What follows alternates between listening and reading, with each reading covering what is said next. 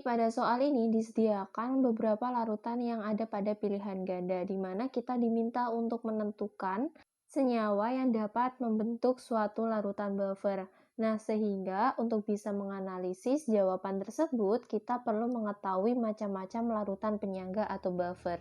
Di mana terdapat dua jenis larutan penyangga atau buffer, yakni ada larutan penyangga bersifat asam dan ada larutan penyangga atau buffer yang bersifat basa, di mana larutan buffer yang bersifat asam itu merupakan campuran larutan yang tersusun dari asam lemah dengan garamnya atau basa konjugasinya, di mana larutan penyangga ini bertujuan untuk menstabilkan pH tetap pada kondisi asam, yakni pada pH di bawah 7.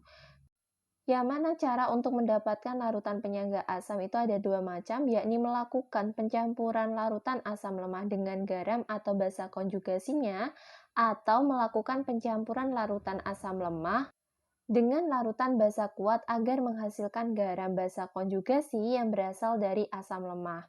Kemudian, kalau larutan penyangga bersifat basa merupakan campuran larutan yang tersusun dari basa lemah dengan garam atau asam konjugasinya, di mana larutan penyangga ini bertujuan untuk menstabilkan pH tetap pada kondisi basa, yakni pada pH di atas 7.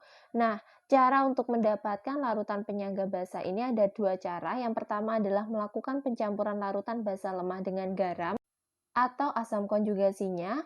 Nah, yang kedua itu bisa melakukan pencampuran larutan basa lemah dengan larutan asam kuat agar menghasilkan garam asam konjugasi yang berasal dari basa lemah.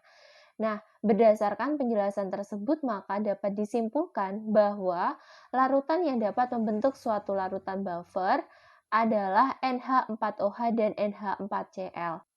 Nah, kedua senyawa ini akan dapat membentuk larutan buffer basa di mana NH4OH merupakan basa lemah, sedangkan NH4Cl merupakan garam atau asam konjugasinya. Berarti jawabannya adalah B.